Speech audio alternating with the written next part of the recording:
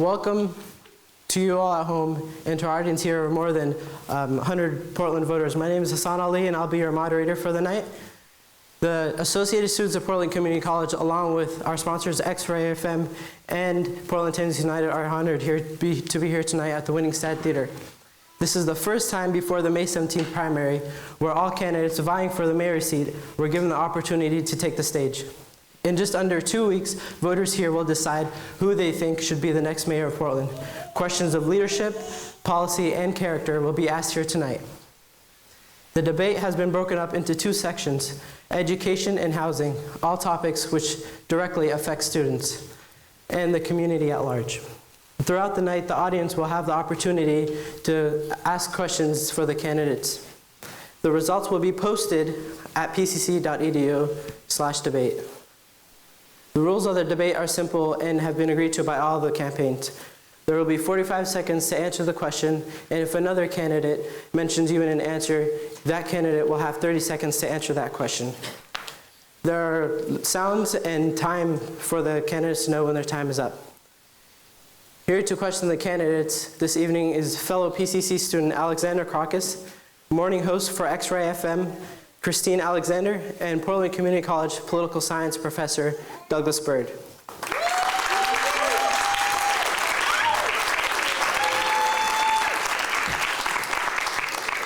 Throughout the debate, I'm going to ask you guys to stay quiet, but for this time, I'd like to take this moment to introduce the candidates. Jessie Sponberg.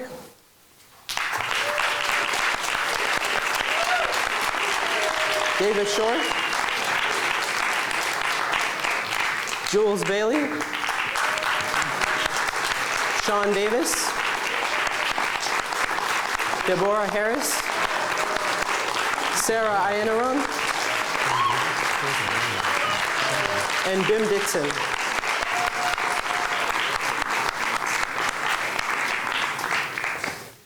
Oh shit. We're going to start the debate with a 1-minute intro each candidate, and I will start moving from left to right with Ditson. Hey everybody, thanks so much for being here and being a part of this conversation about our future. I'm running for mayor to give a voice to the cultural identity of Portland. I believe that it's crucially important that as we elect candidates to represent us, we ensure that those candidates are representative in the way that they run their campaigns. That's why I've only accepted money from human beings, and I've limited each contribution to the $50 that all Oregonians have access to through the Oregon Political Tax Credit. I believe that this is important because we need representation here. The problem in Portland is not a problem of old Portland and new Portland. It's a problem of old ways of politics and new ways of politics. We need politics that serve people first and industry second. We need politics that are not tied to large PACs that fund the campaigns of individuals who then will be representative of those PACs. We need politics that can have political autonomy to stand for people, and that's why I'm running for Portland. Thank you, Bim. Next, we're going to be hearing from Sara Ianarone. Thank you for pronouncing that correctly. You're It can welcome. be a tough one. Yeah, my name's Sara Ianarone, and I am running for mayor of Portland right now. A generation ago, we made some really critical decisions at a time when our city was growing rapidly. Because of those decisions, our city is the place that it is today. We are at another critical time, and we're going to be making decisions that affect our city for generations to come. We need to know who will prosper here and who will be pushed out at this time of rapid growth. We need a mayor at this time who understands how we can keep Portland, Portland. I am running for mayor because I am the only candidate right now who's built a career on understanding how cities can grow sustainably and equitably. I bring the skill set and the knowledge of this city from the street level, the neighborhoods, the region, all the way to the global of how Portland needs to operate in the future. I have the boldest, most progressive vision for Portland on the other side of these growing pains. And I bring a unique combination of courage, intuition, and community networks to help us realize this vision. I encourage you to vote for me. In 11 days, sara.robbin.com, you can find more information about me. Thank you, Sara Ianarone. Next, a 1-minute introduction from Deborah Harris. Thank you very much, and I am Deborah Harris, running for mayor. I don't consider this a race, I consider it as a journey. I know where I need to go, and I know how I need to get there, and I'm asking you to follow me along so we can do this journey together. The reason I'm running for mayor is to build a healthy city. How are healthy cities built? Healthy cities, I sort of reminisce back from a 1984 DNC speech by the late and former governor of New York, Mario Cuomo, who said that we're looking at a shiny city. I'm running for mayor so that everybody can share in on the splendor and the glow of the city. Not just the haves, but the have-nots.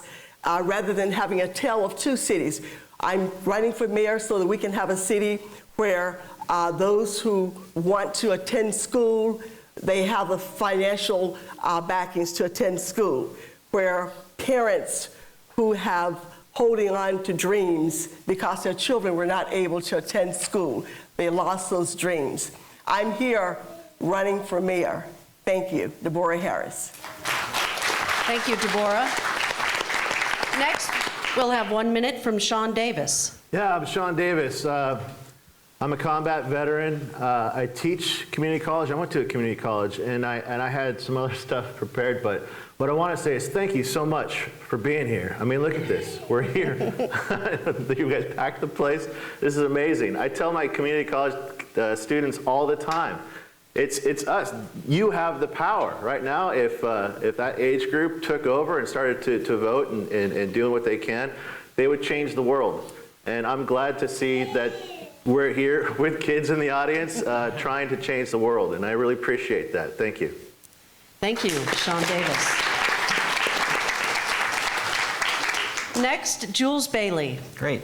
Well, thanks everybody for being here tonight. I think it says a lot about our community that we have a packed house on a beautiful Friday evening. And I think that shows the civic engagement here in Portland. I'm an economist by training. I've served in the Oregon legislature and in the Multnomah County Commission. And I've seen a city that is changing before our very eyes. And I'm so glad that PCC is hosting this debate because for me, PCC is an example of how we can help make a city that works for everybody. PCC was really important to me in my life. I took calculus at PCC so I could get into graduate school to become an economist, and it gave me the basis to be able to get into graduate school. And it's a place where my mom, who's sitting in the front row, hi Mom, it also teaches, and teaches people who are learning English as a second language and adult basic education so new immigrants can get settled in our community. And it's a place where a young man who needed to have a prosthetic hand was able to use a makerspace to design a next generation prosthetic hand on a 3D printer that is now being adopted by veterans and by the military as a next generation technology. It's an example of how we can build an economy and a city that works for everybody. I'm so pleased to be here tonight. Thanks for coming. Thank you, Jules Bailey. Next, we're going to hear from David Schor. Hi, so my name is David Schor. I'm running for mayor of Portland. I'm excited to be here to speak with you tonight. The main point in my platform is that we need to fix the housing crisis in Portland and that we need someone who's willing to propose bold solutions to do that. I'm proud to say that on the grading done by the Portland Tenants United, I earned an A+ for my housing plan.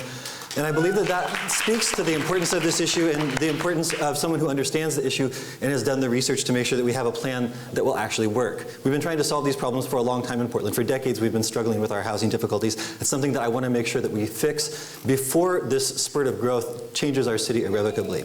I'm also running my campaign on a platform with no corporate funding, so that puts me in the same category with BIM as a people's candidate, someone who you can trust to speak for the people of Portland and not to be dissuaded from doing so by corporate donors. And finally, I do wish to reform our police department. I believe as an attorney who has studied police reform, this is something that I am uniquely positioned to do. And on top of that, I hope to take our infrastructure baseline in Portland to a new level, making sure that every neighborhood has sidewalks, bike lanes, and safe access to transit. Thanks. And if you want to find out more, you can visit portlandforshore.org. Thank you, David Schor. And we'll hear 1 minute from Jessie Sponberg. Hey guys, my name is Jessie Sponberg, and I too am a PCC Panther. I'm one of you guys. But more than that, I'm the sum total of all you guys. I'm the physical manifestation of the angst and the fear and the anxiety-induced insomnia that every one of you people go through every night, worrying where your family's going to live next year, where your extended family's going to live next year. Are your children going to have to change schools? How much is the water going to cost? I'm not a politician. And the problem we've been having is we keep electing these polished politicians. And throughout the night, these guys are probably all going to give you better answers than me. But I'll tell you this, my campaign is built on a lifetime of sincere personal relationships in the city of Portland. I was born here. I raised my son here. My son now actually goes to community college too, so we keep it in the family. I just want you to know that I might not have the best answers, but I'm the best candidate. I'm the most qualified to lead the city where it needs to go, and I always respect my timekeeper. Mr. and Mrs. Bailey, it's a pleasure to have you guys here. We've heard so much about you. You guys are all over the city. Thank you very much for being here. Thank you, Jessie Sponberg. We're going to move on now to the questions that have been prepared by us all here on the panel, including Hassan Ali, who has put this debate together. We're going to start with a student at PCC, Alexander Krokus. Hello. I'd like to direct this question to David. As stated in the preamble of Initiative Petition 65, the High School Graduation and College Readiness Act, quote, Oregon has one of the lowest graduation rates in the nation. More than 10,000 students fail to graduate each year. As a result, they face a future of lower earnings, higher unemployment, and greater reliance on public assistance. The majority of these students who do actually graduate, unfortunately, find themselves not properly educated enough to be successful in college. 75% of Oregon high school graduates who attend community college require additional remedial education.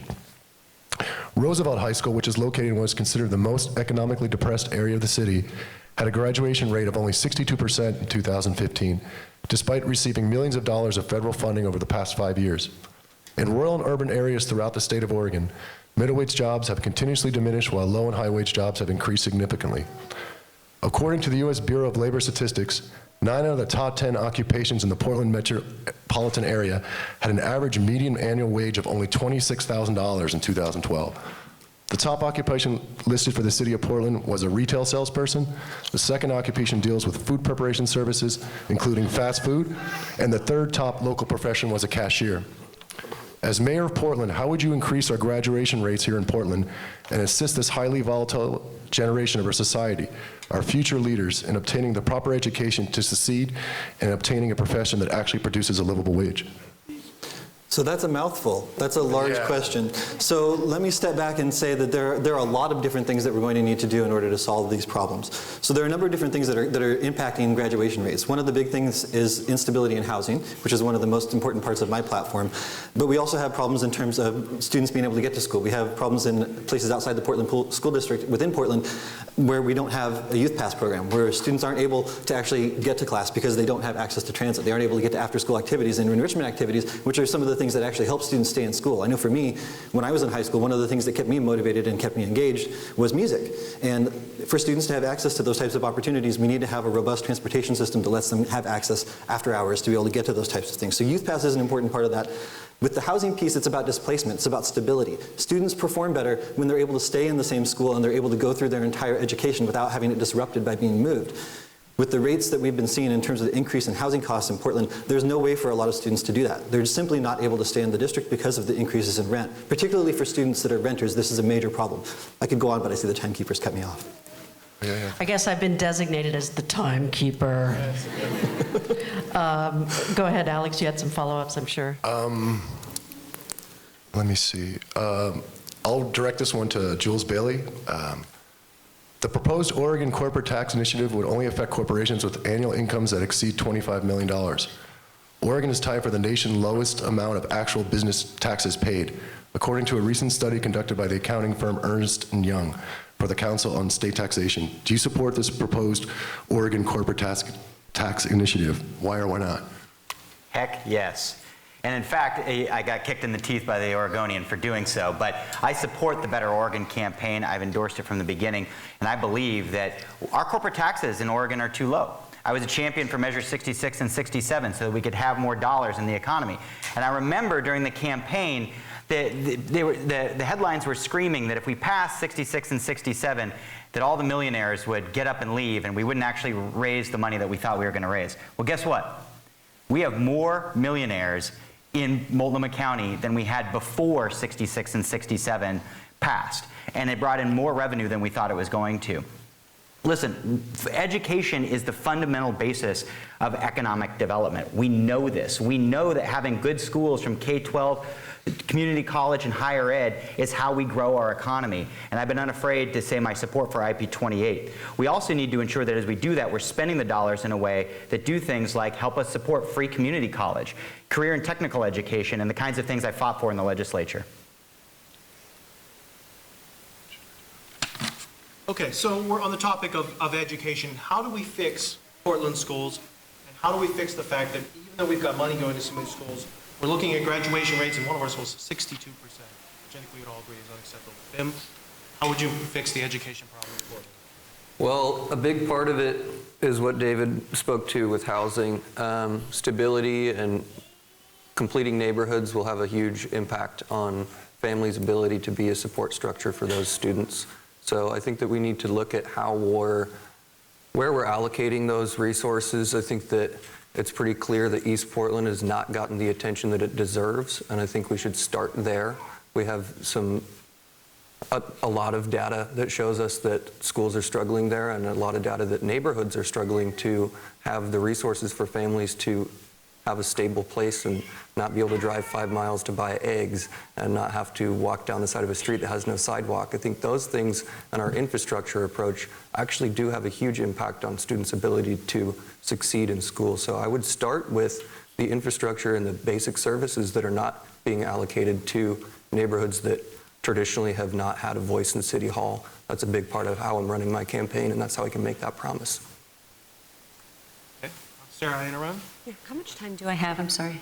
45 seconds. Oh, good. I won't waste any more, but asking questions. Yeah, so, IB28, the corporate tax, is going to help us invest in our schools again, which is very important. But at the same time, we have to realize that one of the biggest problems here is not just low graduation rates, but the disparity between the schools that are succeeding here and the schools that are struggling. And we need to realize that inequality is rampant in our city, and that some people are succeeding, those who have access to the better schools and affluent neighborhoods, and many Portlanders are left behind. And we have to think carefully about how are we going to, over time, remedy these disparities. One is through careful attention at the city level to making sure the schools, as Bim said, on the outer east side are supported. Not only do they need to be supported as education spaces, but as cultural and civic institutions and centers of community. That's going to be increasingly important when we think about the role of jobs training in the future. What does it mean to have our students prepared? As the parent of a high school student, I understand she gets bored there. She doesn't see the curriculum relevant to what she sees as her future. It's very disconnected from real world experience. And we need to make sure that we're building these ladders of opportunity between schools, workforce, mentorship, community colleges, and higher education intentionally through our investments. Thank you. Deborah, could you please? Thank you. Yes.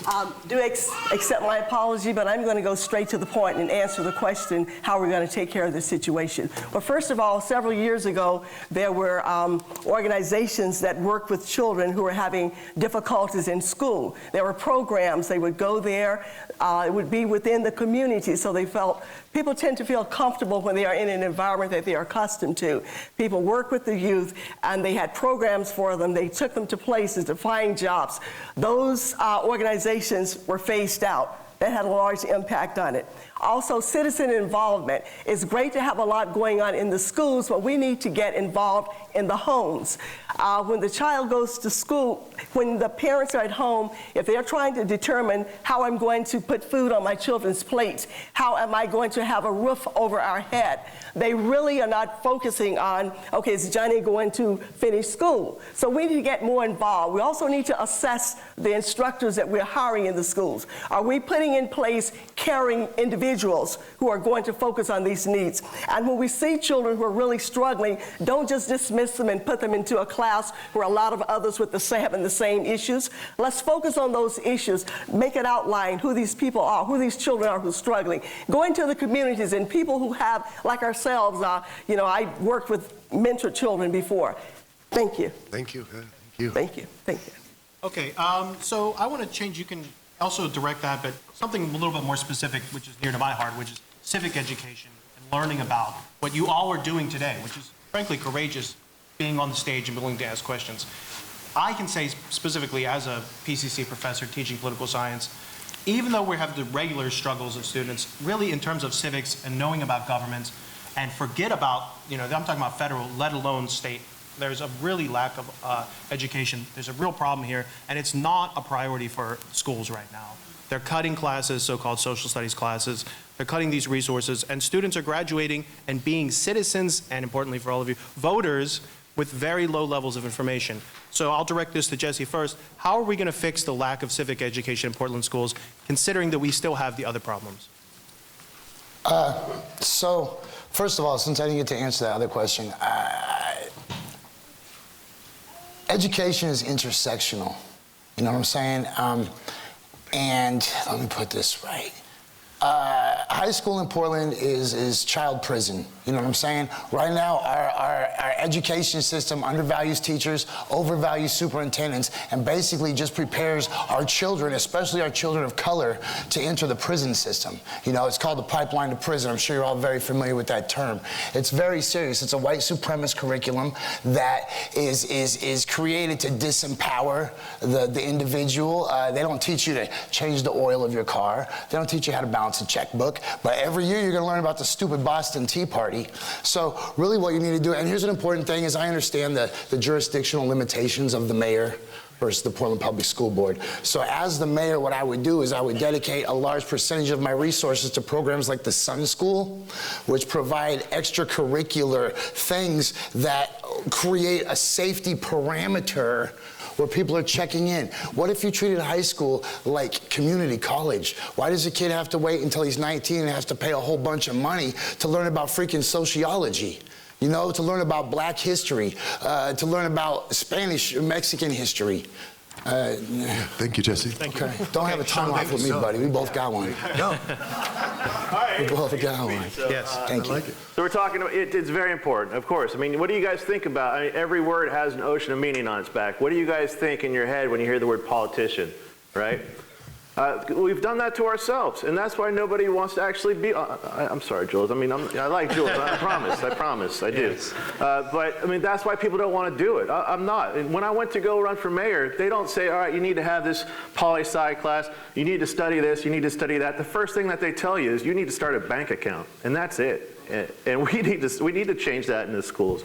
But in order to do that, right now, what we were talking about is that instability out there. It's Maslow's hierarchy of needs. When you're worried about if you're not going to be able to live in that neighborhood next month, you're not going to join a neighborhood association, right? And if you don't join a neighborhood association, you don't have a voice where you live. And so if you don't have a voice where you live, you're not going to tell people at the school what to teach your children. I'm lucky enough, I live in Alberta. I'm conflicted. It's a beautiful neighborhood, but we did gentrify that. I'm part of the problem. But what we have in our elementary school is that I get two answers, right? What we have in our elementary schools is that people care. The PTA is doing it. And as far as the civic education, I do that. I'm the commander for the Post 134 American Legion. We send kids to Boys State and Girls State. We say, all right, you're a governor or you're a commissioner, and go. And so we think that is very important, and I'm doing it right now. Thank you.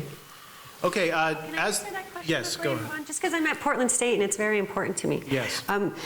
We need to understand that civic education has to be a priority for our city. One of the things that I've done in the last 8 years at Portland State is educate leaders from around the world about civic engagement in Portland. And what I understand when they go away is they know more about Portland's political processes and history than most people here in Portland. And we need to understand that we need to take action as a city, as a region, to make sure our populace is engaged and educated about civics here. There are some concrete things that we can do in the short term to make this happen. The Oregon Kitchen Table Project and opt-in that Metro has done, which educate people by engaging them in civic engagement processes online, is an important starting point. But I think for young people, we need to think about how can we partner with educational institutions like Portland State and the community colleges to make sure that we have the best information available for our citizens through new uses like mobile apps and the internet, in ways that we can make transparent our processes and get people engaged. We really need to build these partnerships. I think it's going to be important for us in the future. So thanks for letting me chime in on that. Thank you very Thank much. you. Okay, go ahead. Okay, did you want to move on to your question? Oh, okay. Yeah, let's get on that segment. We'll All look at the right. lottery if we need it later. We're going to move on to a different section now. Thank you all. I'm going to ask each one of you to respond to this question. So you'll have 45 seconds each, but I want each one of you to respond. More than half of chronically homeless families living in Portland during 2015 were considered unsheltered, and that means people who seek temporary shelter with family or friends, or they try to get a motel room every night. Homeless families who have children comprise a disproportionate percentage of the estimated 12,000 unsheltered. Homelessness produces numerous debilitating short and long-term consequences to the developing minds of these children. From 2013 to 2015, there has been a 24% increase in the number of unsheltered families with children in Multnomah County alone. In January of 2015, there was an estimated 16,344 people in Multnomah County that were considered homeless. As for homeless children in the Portland metro area, almost 80% are under the age of 11, and almost half of those are under the age of 5. If elected mayor, what would you do to resolve homelessness, especially when it affects children? Bim, we'll start with you. Great. This is a huge one for all of us, I'm sure. And I think that the first thing that a mayor should be saying is that we need to rethink how we're thinking about people who are suffering from homelessness. I think that we have a really huge perception issue with it, and that perception issue is that we have homeless people who deserve to be that. We do not. We have people who are a victim of a system that has become predatory. We need to take control of our housing market and do it in a humane way. That's why I supported a rent freeze. It's why I support mandatory inclusionary zoning for all new multifamily development in Portland. We have to look at our housing market not as a commodity market anymore, and as a market that is mixed in commodity and basic need. Essentially, everyone has to live somewhere, and we need to, as a government, protect their right to do that. Thank you very much. I'm going to go to David Schor next. Can you answer the question? So about the chronic homelessness?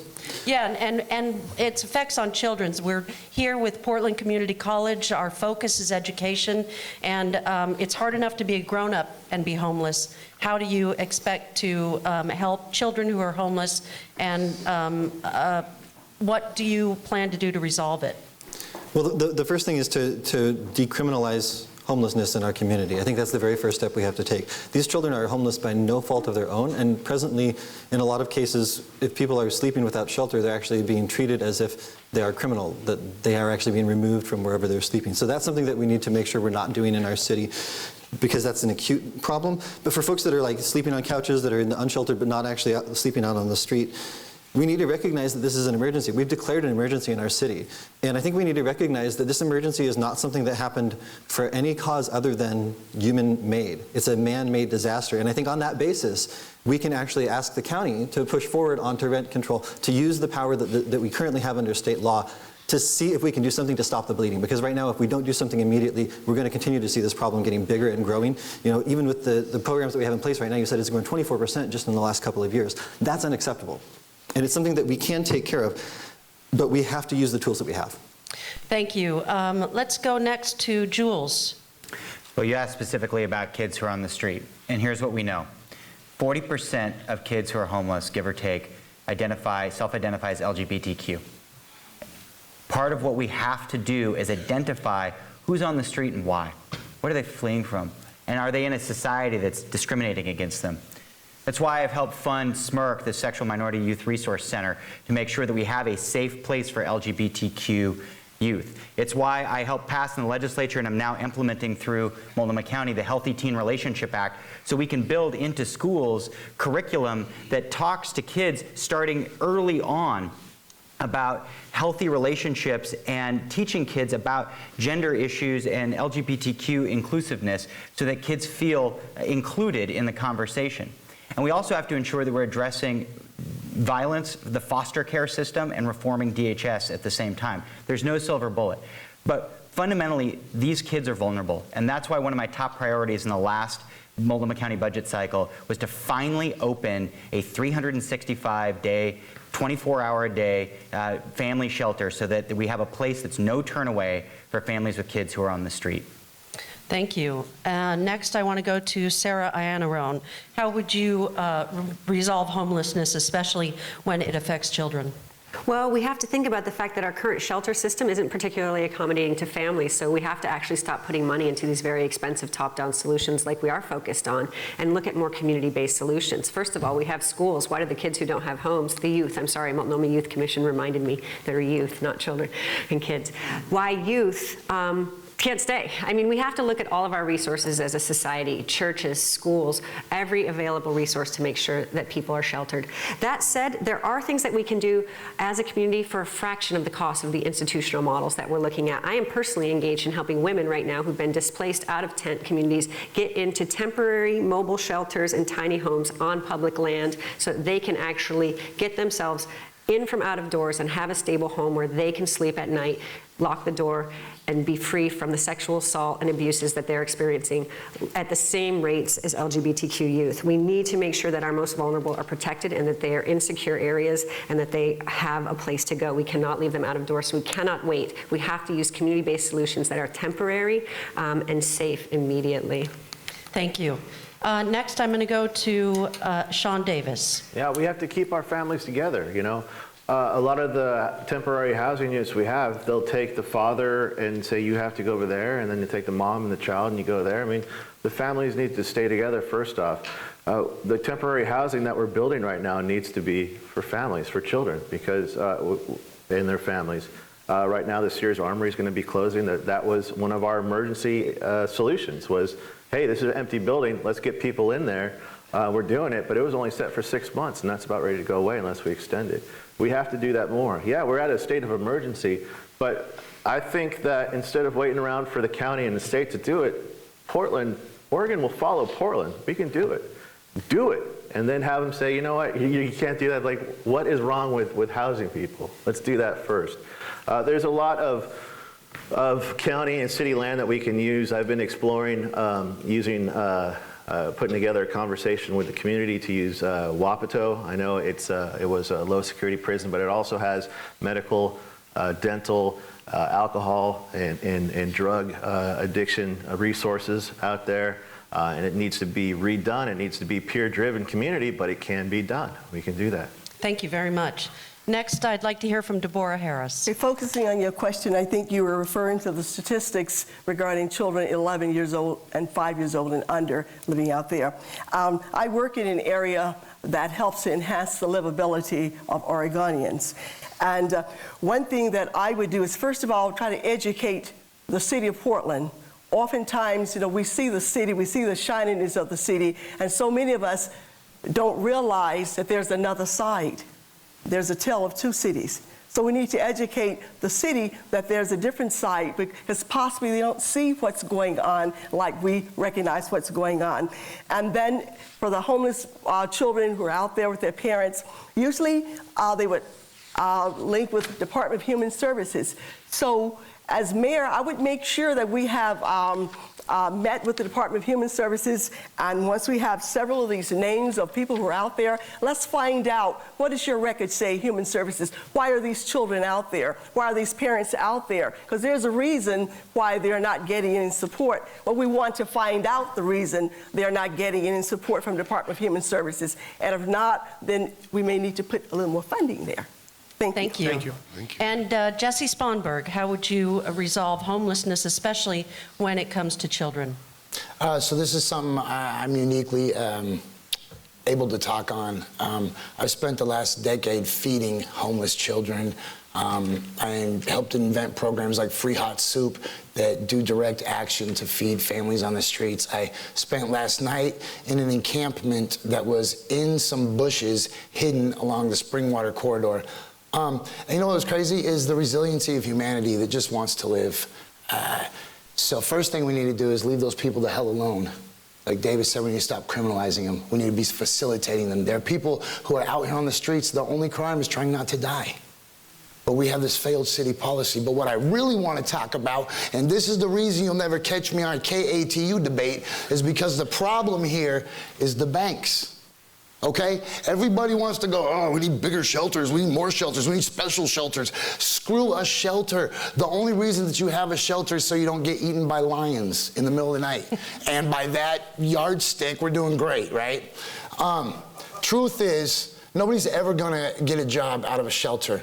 Nobody's ever gonna get their family and get kicked out and go do something productive with their day when they have to leave at 7 o'clock at night. Or when you have to stand in this line where half the people have tuberculosis or whatever, and you have to expose your family to all this various 2016 germs and bugs that are going around. Sister, you gotta let me keep with this.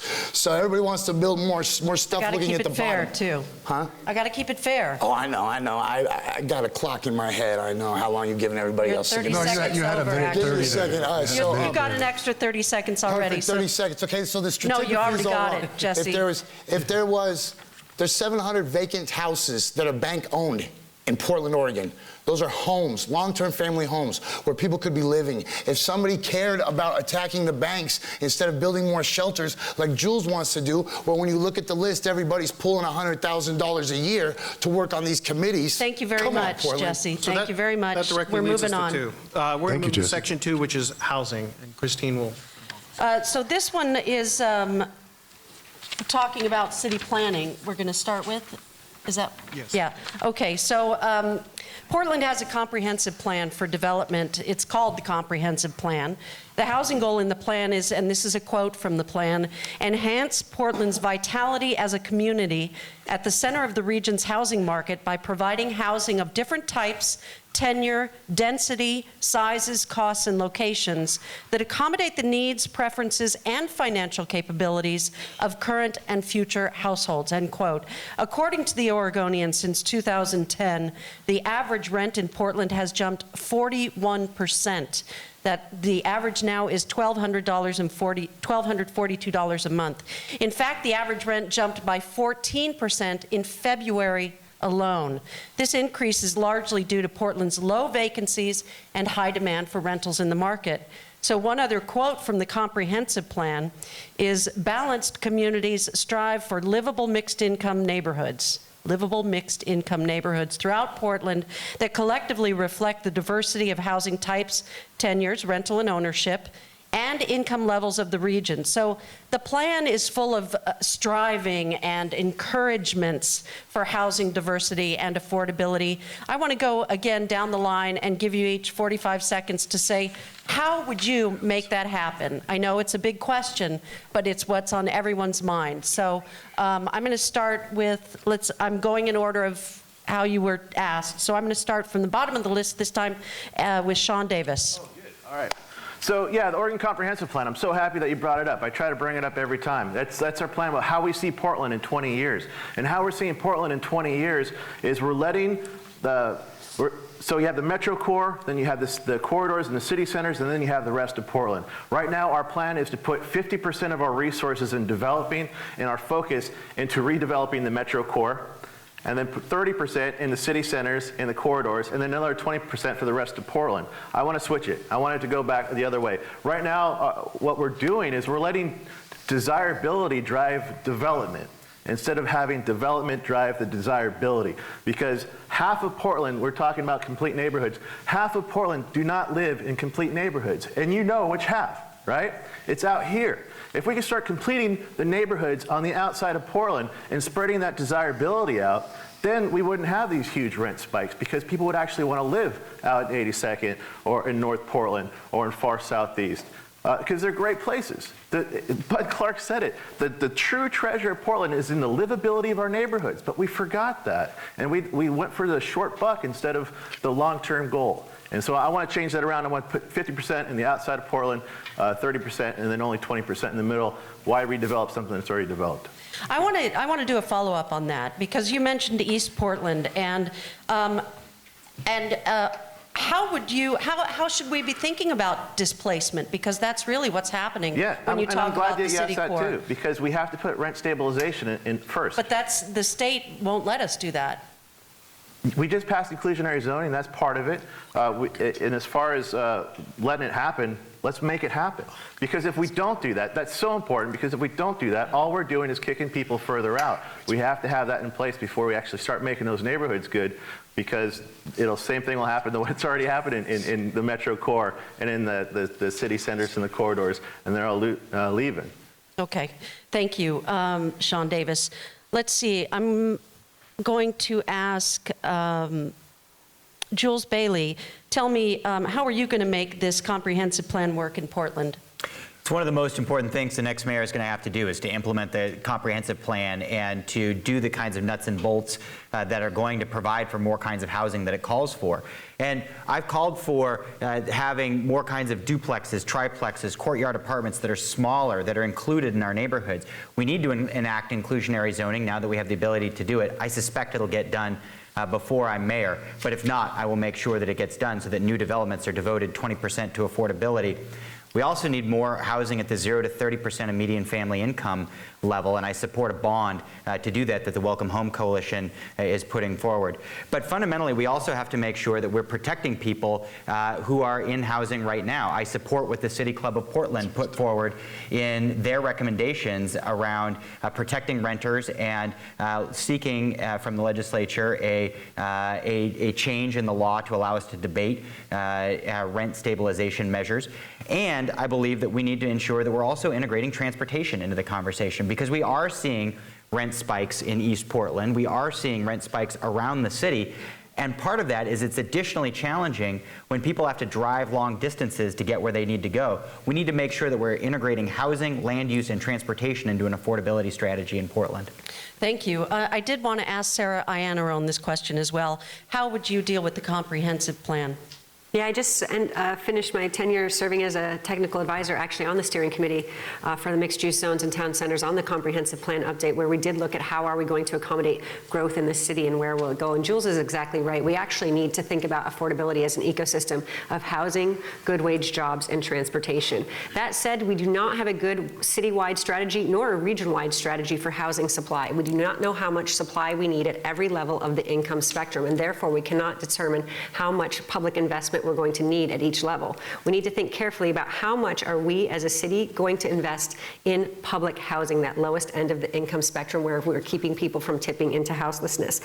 What will we do with regard to zoning easements for that missing middle so we can accommodate more housing on existing property and avoid property speculation through things like carbon impact fees, scaled impact fees, and things like that. Also, we need to think about how can we capture value from the luxury construction that's going on in our city through tax increment financing, other tools.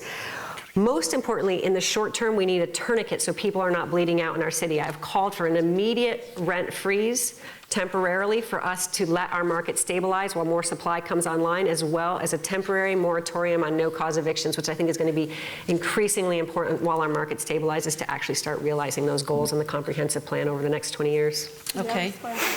Absolutely. Okay, thank you very much. One thing we need to look at is what's causing displacements and what communities are we finding displacements in. When we talk about building a healthy city, we can't just look at one area as being the city. We have 95 neighborhoods and 7 districts. So as mayor, I would look at the cities and the areas that appear not to be so healthy. And then I would do an assessment of where we have space at, do an analysis of those areas of the entire city. We can do that and see exactly where we have spaces to build. Assess what's causing displacements. Is it due to death or someone losing funds and someone is under paying them out, cashing them out? You know, elderly, people who can't afford it, pushing them out and increasing everything. People cannot be displaced. They have their roots, and when they are set or placed in another location, they tend to lose so much self-esteem by being rooted in an area where Jenny goes to school, where their faith base is. So the displacement, we need to analyze displacement and being able to keep people in communities of choice rather than assuming that because we built something in another part of the city, they want to go there. Thank you, Deborah Harris. Alex, do you want to do a follow-up? Oh, I was just moving on to another question. Same topic, we're just going to change the question. I'll just ask, it deals with affordable housing. How many of you are fans of Senate Bill 1533? Just wondering, sorry, okay. Do you want to? Okay. Should we ask BIM and? Yes. No, that's not the question. That's not the question. How they I'll want to direct this deal to with BIM. I'll start with BIM. Since 1999, Oregon has prohibited enacting mandatory inclusionary policies to create affordable housing. For 17 years, only 2 states in the entire country refused to offer this protection to their local citizens, Oregon and Texas. Senate Bill 1533, which was passed during the last legislative session and was recently signed into law by Governor Kate Brown, was promoted as a solution to this problem. The generally accepted formula for pricing affordable housing units is derived from 60% of the region's annual median wage. Senate Bill 1533's definition of affordable housing is, quote, households with incomes equal to or higher than 80% of the median family income. The median family income for a family of 4 living in Portland during 2015 was approximately $74,000. Applying 80% of the region's median wage for a family of 4 would be equivalent to almost $59,000. This provision enables housing developers the favorable option to appeal to a wealthier citizen. They will have the ability to charge an additional few $100s for rent due to this higher threshold in the initial determination of affordability requirements. This law essentially discriminates against any families making less than $59,000 annually here in Portland. Currently, these developers are building residential structures all over the Portland metropolitan area that are far too expensive for native Oregonians to afford. How will you exercise your power as mayor to provide human security to all Portlanders and not just to the abundant amount of economically fortunate transplants who have transformed our city's demographics over the past decade? That's a great question. And that's actually sort of what I started with this entire campaign before we welcomed most of the other candidates into the race. What I proposed is a fee system. It's a way that the city can offset cost to provide actual affordable housing to that 0 to 30% that Jules talks about. And essentially the way that it works is we restructure the PDC and the Housing Commission so that there's community leaders instead of industry leaders in those tables. And then as mayor, we put people in positions who are willing to back this fee system. That is essentially how it works is when you put up multifamily in Portland, you include actual inclusionary zoning in your futures for the entire life cycle of that building. If you do not, then our permitting fee is the amount of money that it costs for us to subsidize those units in that building. I believe that this approach is protected under the Fair Housing Act, especially because of the types of communities that are being displaced from their neighborhoods by our rampant growth. Thank you. Thank you. This one's directed to Jessie also. Yeah, you want to repeat that for me? I'm talking about... don't I'll do it real quickly for you. You know what? I'll just answer the one I want to answer. Yeah. The comprehensive plan. The comprehensive plan is ripped up, thrown away. It was written by corrupt politicians with corrupt people when even Commissioner Fritz can look at the other commissioners and tell them that it's a corrupt. You know, we're not supposed to build on our bridge abutments. We had rules. You know, we've sold out this city to developers. And I hope you guys look at everybody's Orstar and see who's taking money from developers. Okay? Because everybody can come up here and tell you what they want you to hear because we're good at that. We do this 2-3 times a week. But the Orstar doesn't lie. The money doesn't lie. And if somebody has developer interests, run, run, run. You know what? I don't have to come up here and tell you that I don't have corporate money, because no corporation would ever give me money. Thank you, Jessie. David? So I mentioned in my opening that I recently received a grade of an A+ from Portland Tenants United, and I believe that is because this is the problem that I have focused on and that I have made an attempt to actually create a comprehensive solution for. I'm calling it my community housing initiative. It starts with recognizing the scale of the problem. Dealing with organizations like the Welcome Home Coalition who have worked on this problem, we have a pretty good understanding of the scale of the problem and the types of scales of solutions that we need to bring to it if we actually want to solve it. But if we really want to solve it in the long term, we have to create permanently affordable housing. The tools that we've been using are the wrong tools. We've been creating temporary affordable housing. We've been creating affordable housing, as you mentioned, for 80% MFI and above. This is not truly affordable housing. If we want housing to be affordable for people in Portland and for them not to be displaced, then we must match the cost of housing to the incomes of the people of Portland. And the way that we're going to do that in my community housing initiative is to actually dedicate some funding to affordable housing. And you ask, where is that revenue going to come from? I'm proposing a new tax on the top 1% of income earners at an 8% tax rate. These are folks who aren't paying Social Security taxes on the vast majority of their income. They can afford this tax, and it will make it possible for us to put affordable housing in Portland at a rate that will allow everyone in our city to live here and to not be displaced. It's not going to solve the problem overnight. This is a long-term solution. But if we don't start this process now, it's going to become more expensive and more difficult to fix this problem. All right, thank you very much. Thank you. On the topic of housing, there's not just problems in terms of affordability of housing, there's major barriers with discrimination in housing. For example, a few years ago, the Oregonian published a study, in which actually was done by the city and the state, where they found 50% of minority applicants suffered for some form of discrimination in terms of housing applications. And it's not just that. Other barriers, such as a focus on credit scores, unreasonable burdens for poor people who have had to compromise their credit in order to afford the housing that they're living in, often make it impossible for them to find housing. So we have a few different ideas that people have come up with. For example, the idea of a mandatory standard, where there'd be a standard mandatory application for housing in the city of Portland. So what would you do as the mayor of Portland, and I'll lead Jules this to you directly, how would you deal with discrimination in housing, which is obviously also affecting the problems with education and homelessness? Well, you're absolutely right. This is a problem that's happening in Portland. And to go back to the earlier question, housing affordability isn't just a problem for people that grew up here. It's a problem for a lot of people who are moving here, who are immigrants, who are coming in, people that are coming in looking for work, starting new businesses.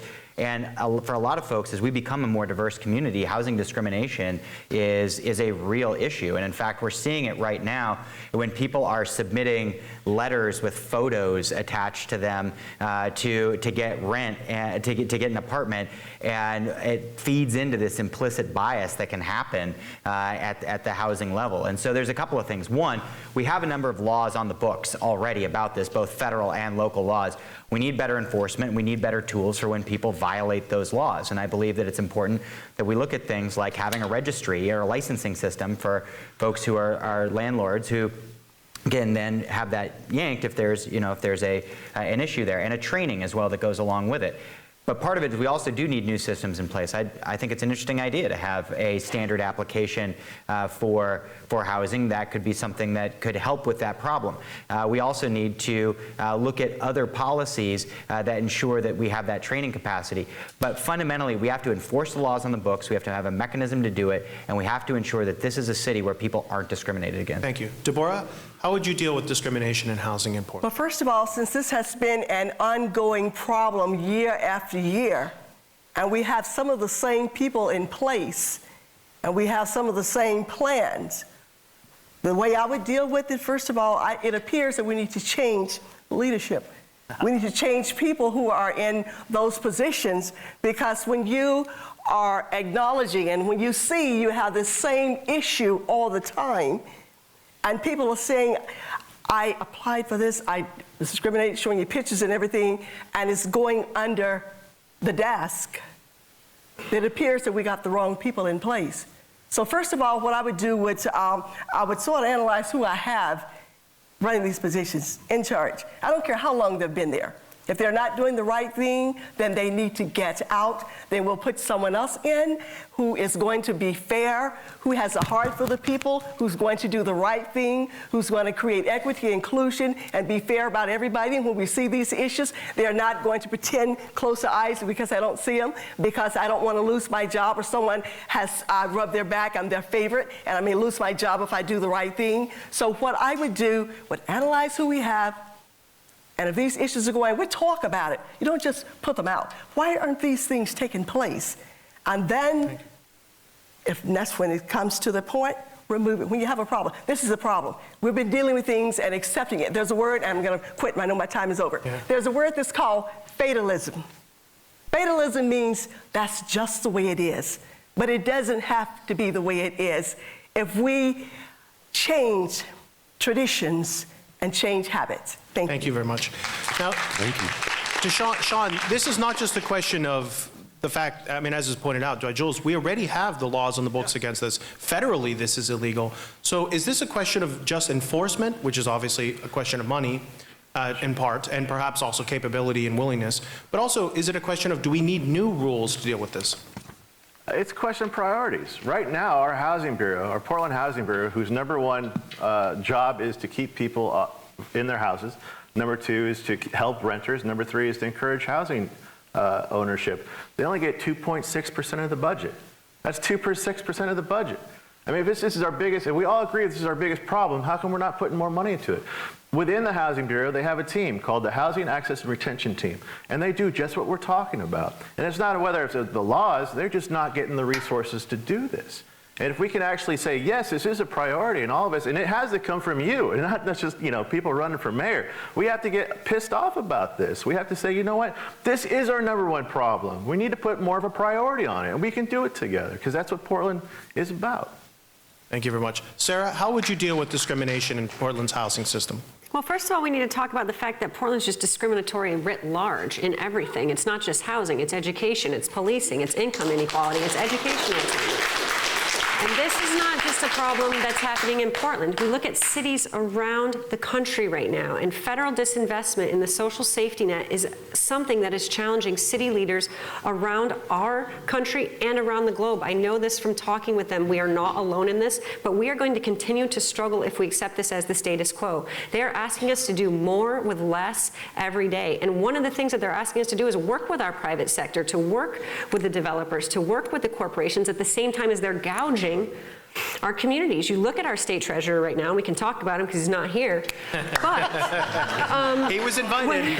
He was invited. Yeah. And the thing is when we put our investments and we put our money in things like equity funds and hedge funds that are hollowing out our communities and then call that a win, no, we need to stop right now. We need to think about our equitable, sustainable future and how we are going to do that. And the mayor cannot do this alone with any single policy, no renter protection package, nothing. It's about calling out this complete disembowelment, basically, of our ability to survive on our own, and how are we going to fight back with our limited capacity here to create policies that work toward anti-displacement, that work to level the playing field, and that call out what's going on here for what it is, bit by bit. I agree, we do need packages like the standard application single fee, but we actually just need a vision as a city that we care about equity. Thank you very much. And we'll just have 2 real quick, and then we'll have a break for the guys. Go, David, how would you deal with discrimination in housing in Portland? So we've had some good ideas mentioned here. I think one of the things that I proposed is that we actually have a registration system for landlords so we know actually who is renting, and that we actually have some training and education for those landlords in addition to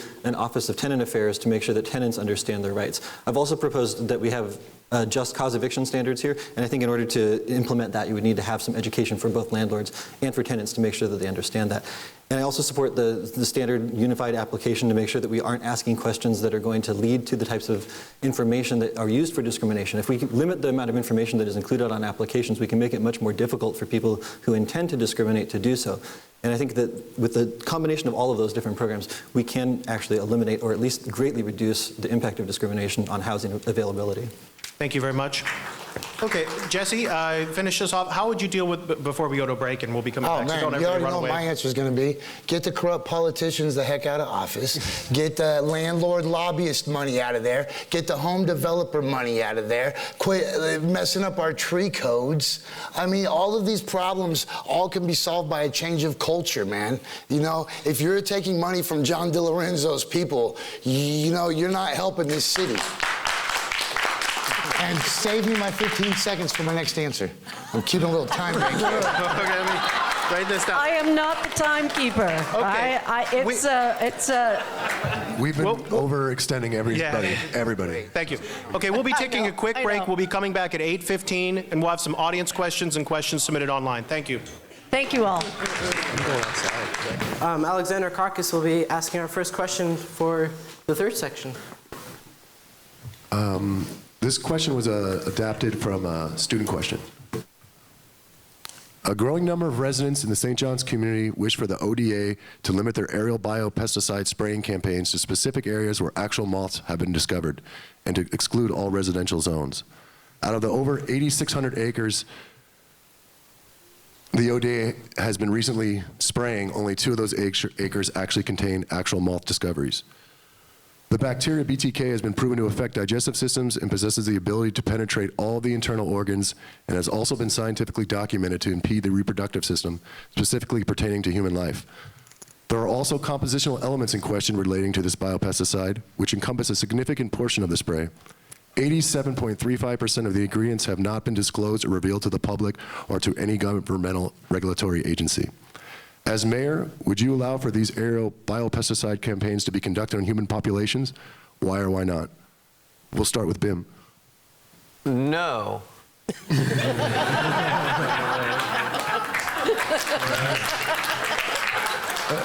That's it. Sarah?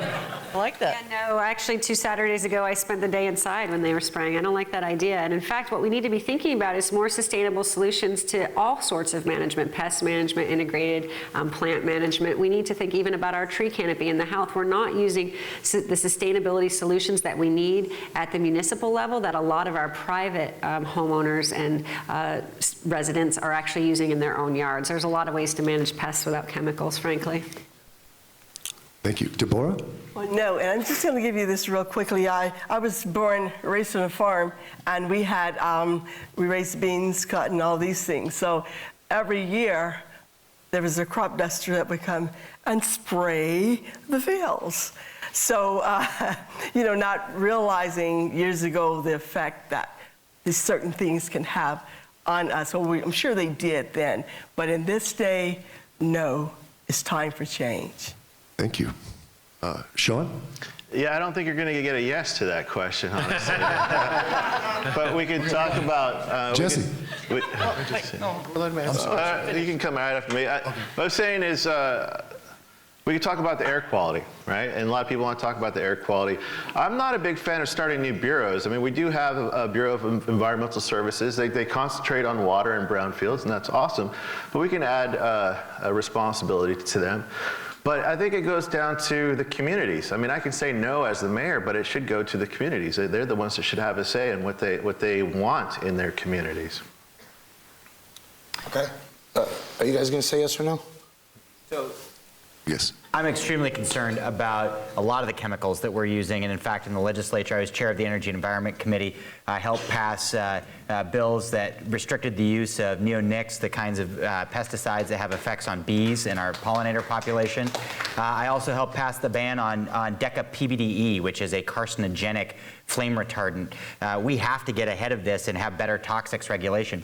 The mayor, unfortunately, doesn't have regulatory authority over the Oregon Department of Agriculture, but can certainly have input into state processes, and I would use the office to have input into state processes.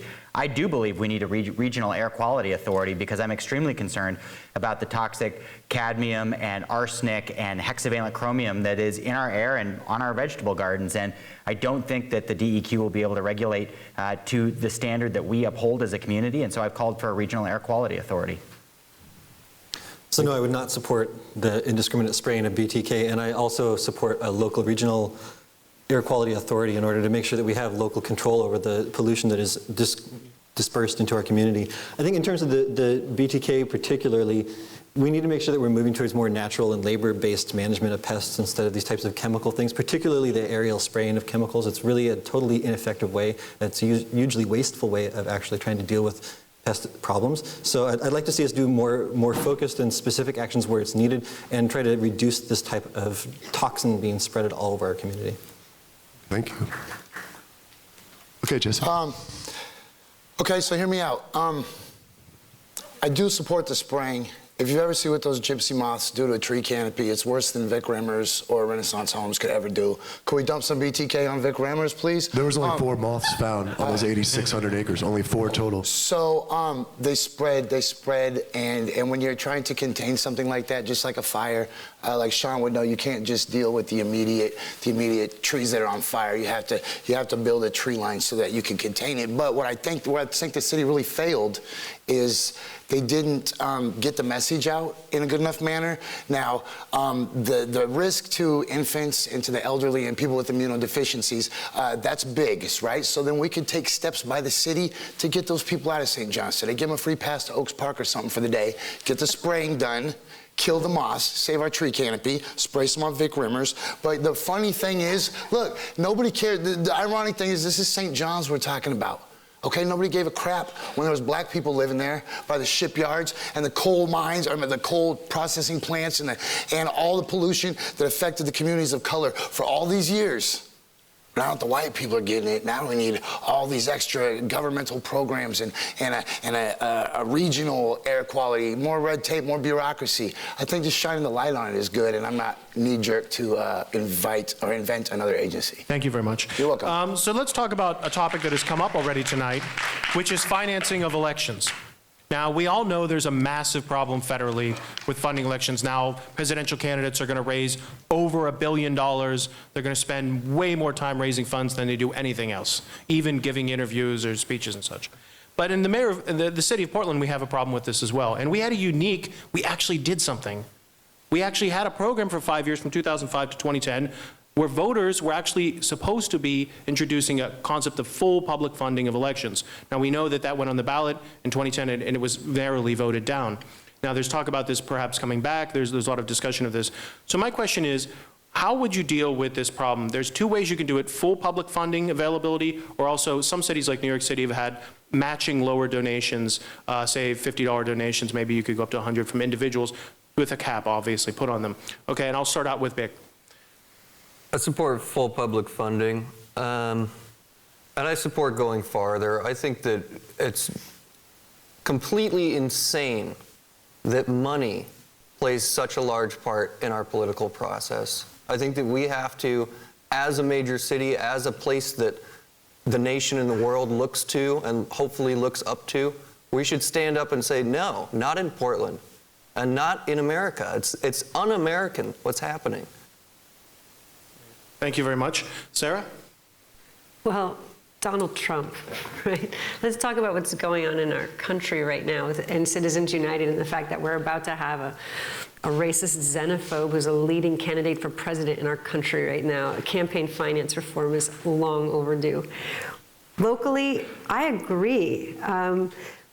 I actually am for the publicly financed campaign model here in Portland. We are if we don't do something about representation in our city at the district level, which through the charter review process and thinking about that representationally, one of the things that we can do is think about the campaign finance model and how that could help increase representation in our city. Because right now, our city commission does not reflect the people of Portland geographically, racially, ethnically, by nation of origin, by gender, by socioeconomic status, by geography. It's just not representative of our city at all. So we need to think about reform on every side, campaign finance, but also thinking about the district representation. Thank you very much. Deborah, how would you deal with funding just specifically in the city of Portland? Thank you, because since we're talking about Portland, we're running for mayor of Portland. Everything that I say tonight is going to be focused on Portland, because that's what we're all about here tonight. I feel that we need to have public finance, because it's such a disadvantage to others who don't have carryover funds or who have not been in position to get funds from big donors and developers and entities and so forth. So they carry those over. So it's a disadvantage to those who are getting in the race, especially if you're a non-traditional candidate. Things can be a little more difficult for you. And I won't describe what I'm referring to as non-traditional. Non-traditional has a multitude of definitions there. But it does need to be looked at again. It does need to be reviewed. It's a disadvantage. I wrote an article regarding it. It's pretty much where large entities and businesses appear to force feed who the candidates will be. Because one is a major contender does not mean that that person is the leader or is the proper person or is the best candidate to be mayor of the city. We need to look at different ideas, different perspectives. Thank you very much. So, Sean, how would you deal with the public funding of elections, considering that we did have this model of voter-owned elections, and it essentially was slightly voted down? It was a close case, and there were problems with it. Obviously, it could have worked better. Yeah, I mean, of course I'm for it, but there are problems. I mean, there was 14 candidates for mayor. I mean, what if we funded them all? Well, that's a lot of public money. But our process, electoral process right now, after the primaries, there's only 2 people go on, or unless one person gets 50% plus 1 vote, and then you pretty much have a lame duck mayor. We really need a runoff, but I would say get up to the primaries, limit funding for all the candidates, and then after that, give them some public funding. Because this landscape would look so much different if we had the money that some of the other people, switch the money here. It would go, it would be a different field for sure. I mean, we would have we'd have different number 2 or 3 or 4 or whatever. We went to some debates where we didn't get to go, a lot of us. The NAACP had a debate, and they wouldn't let the black people go, which was ridiculous to me, but it was only because we didn't have, Deborah didn't have $5,000 in her PAC. I mean, there's a lot of debates like that. They did a debate on social justice while they're creating a social injustice by keeping people out of it. And the irony is just lost on them. And like I said at Rev Hall, this is not poker, this is politics, this is democracy. I mean, and we had some wins there. I mean, the Oregonian wanted to have a debate between only 2 people in January. That's what after the primary is for. We shut it down, and it was a great. We had a debate that night anyway, and it was amazing. And that was democracy in Revolution Hall. So what do we do about it? Again, it comes from the people. You guys, you have to pay attention and see what's going on, and we have to change it. I really believe we can too. Thank you very much. Okay, Jules, how would you deal with this problem of public financing or lack thereof? Absolutely. I think it's a endemic problem in our political system, and it's one of the reasons why, from the very beginning in this campaign, I capped my contributions. I'm not taking big checks, and it puts me at a severe disadvantage against some of the other candidates that are taking $10,000 checks. But I actually would ask you to take up Jessie on his offer to go check out Orstar. Go look at the contributions and see who's donating in these races. And of the over 1,000 contributions that I've received in this race, they're all smaller dollar contributions. And that comes from standing in people's living rooms, talking to real voters. I've been a longtime supporter of public financing. I endorsed the measure last time to continue it. I've told Amanda Fritz that I would love to work with her on finding a solution. And how we structure it is going to depend on finding the best, most equitable path forward, and the one that can stand up in the courts and stand up with the voters. Yes, thank you very much. Thank you. David, same question. So I'm not going to go into the details of my opponent's Orstar. I trust that you will go there to Orstar and do the research yourself and understand who the donors are that are giving to everyone on the stage who has reported there. I agree that we need to overturn Citizens United. It's a travesty, and it's something that is making our political process, unfortunately, not work for the people in the way that it's supposed to. Locally, I do support a public election program.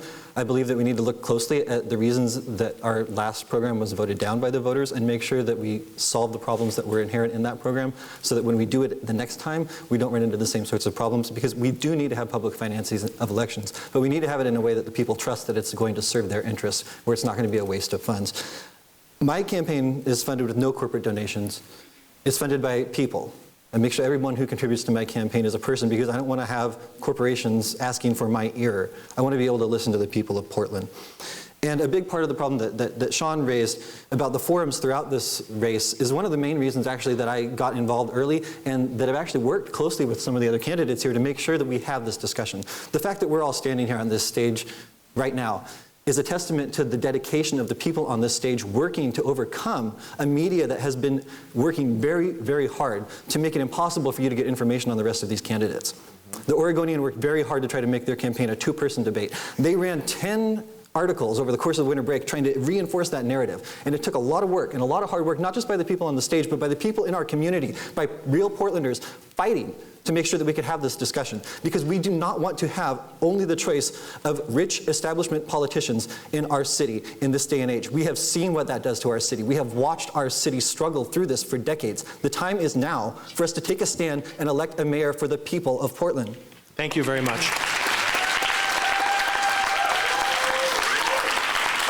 Jessie, if we can't do it in Portland, if we can't do it here in Portland, are we just going to give up? Don't give me a change up. Don't give me a change up, because I've been writing. I've been writing for 10 minutes. I think this could be easily solved by putting a cap on how much you're allowed to spend. Maybe $20,000, maybe $25,000. But to think that somebody like Ted Wheeler is going to come in from out of town, riding a nice shiny horse with over $500,000 to trick you people into thinking that he gives a shit about you. He does not. Okay, he's already told you. Please. He's going, oh, man, yeah, I forgot. Listen, the way this should be done is with the most resourceful person. If we all had the same amount of money, then you would see. So I've never been the kind of person that can just write a check to make my problems go away. And most of Portland didn't get to go to Wilson or Lincoln. You know what I'm saying? Most of us went to Madison or David Douglas, and we had to learn to be resourceful with the small amount of resources that we had, right? Now that is what we need at the highest offices in Portland. We can't just write checks to make our problems go away. That's been what got us in this hole in the first place, right? So here's what I propose. All of us stand inside City Hall at the same time. We all walk out the front doors. The first person who shakes the hand of 50 people who've eaten dinner at his house, you're the mayor. The rest of these out-of-towners, I don't love you. Thank you very much. Thank you. Okay, go ahead, Hassan. We're going to move on to the section that will create dialogue within the candidates. Yes. In this section, you'll have 10 seconds to ask a question to a specific candidate, and that candidate will have 30 seconds to respond to that question, and we are going to enforce the time limit. Bim, we'll start with you. 10 seconds to ask the question. Of any? Any candidate on stage. All right, I'm going to take Jules. In your campaign to get the position that you held before running for mayor of Portland, how much money did you take in your campaign, and were there campaign limits on that money? When I ran for Multnomah County Commission, I would have to go back and check Orstar to remember how much that I raised. But when I ran for mayor, I said, this is a position that has to represent all of Portland. And I learned that you have to make sure that when you set a table for the people of Portland, that you don't want people taking up more than one chair at that table. And I'm sorry, I think he was asking me, Jessie. Jesse, he has 30 seconds to finish answering the question. Can we? Yeah, Would you like to answer the question for me, Jesse? Yeah. I really would like to answer. Okay. Do you want to answer it? Okay, let's let him answer the question. Okay, go ahead. We'll let you finish answering the question. Jesse, you're going to wait your turn. We're going to get to go you. ahead. Just start over. We'll start with 15 seconds on the clock. I went into this race knowing that it would be a severe disadvantage against a well-financed opponent who's raised over $800,000, more than $500,000 in this race. And I decided to do it in a way that I thought was going to be representative of the people of Portland. And imposing those campaign contribution limits hasn't made this race any easier, but it's made it a campaign for the people of Portland. Okay. Sarah, Ianarone, 10 seconds to ask a question to any candidate on stage. Jesse, will you answer that last question as you wanted to, please? Of course, Jules took bigger money. That's You right. have to ask a question. She asked me the question, same question, Bim. Okay. No, I asked him to answer you said you wanted to answer the question, so I'm asking if you would please answer the question. Answer Jules' question? The one thank you. Jules should answer? 30 seconds. I'd also like to tell you guys how you get around that fancy $250 limit. You throw house parties where one person writes the check for everybody that's in that party, and then you divvy it up into $250 increments for everybody, and then you write their names down. Don't fall for this stuff. These are old tricks that people do, and that's how they circumvent. Do you think Jules really thinks that he could win the mayor with just $250 donations from the people that like him? No heckling, please. That's 30 seconds. That's 30 seconds. Time. Deborah Harris, you have 10 seconds to ask a question to anyone on stage. Okay, I'll ask Sarah. Sarah, I know you don't work for Mayor Hales, but you and Mayor Hales' wife have a business together. What influence would he have if you became mayor with you? And definitely, I'm not saying that you work for him, but when you work with someone. That's 10 seconds. I'm so glad you asked me this question because I actually think it's rather disparaging to assume that Mrs. Hales doesn't have a mind and ideas of her own where she can support a candidate who she believes in, separate from her husband. If you know your girlfriends, my girlfriends, actually, I complain about them. Are you gonna let him mow the lawn like that? How do you do that, girl? No, because you know what? I have a very clear view of what his job looks like. I don't work for him. He doesn't pay me. I actually can say what I want and think what I want regardless. So thank you for raising that because I want to clarify my relationship is with Nancy Hales and not Mayor Hales. That's time. Yeah. Sean Davis, 10 seconds to ask a question. I have a question for the audience. Why do you raise $800,000 for a job that pays $125,000 a year? You're on the stage. Candidate on the stage, please. All right, Sarah, why is a runoff so important? Why is a runoff so important? Why do you raise $800,000 for a job that pays $130,000 a year? I think we need to ask ourselves why someone with state-level expertise and connections wants to come to City of Portland at such a critical time when we actually have issues that matter to the lives of Portlanders, things that are happening in the streets of Portlanders, and we need to understand that the solutions are going to be Portland-based solutions. It's not going to be running to the legislature for answers. We need to work on things here, and we need a leader who understands Portland at the Portland level. Thanks, Sean, for asking that question. That's 10 seconds. Jules Bailey, 10 seconds to... Questions for Bim Ditson. Bim, why is the creative class so important in Portland?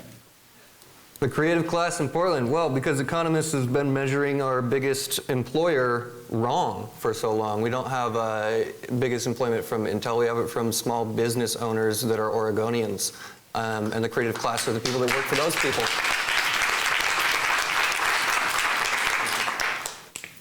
Good answer. David Schor, 10 seconds to ask a question. So I'd like to ask Sarah what she was talking about when we were down at the Force the Runoff, and she was discussing the secret handshakes that she knows that will help her in City Hall. Yes, 30 seconds. I'd be happy to. Actually, we can't have a mayor who doesn't understand how city politics works. There's a reason that people have access to power. And when I'm talking about what we need to do to get people ladders of opportunity out, it's actually knowing secret handshakes that get people access to what they need. How do you learn to fill out a college application? There's a talk about that. How do you learn to do well in a job interview? You need to know what employers are expecting. If you don't have mentors and people who help you understand what those codes are, you get left behind. We need a mayor who understands why. That's done. Well, that's a really, okay, only 30 seconds, huh? Jessie Sponberg, you have 10 seconds to ask a question to anyone on stage. I gotta ask two.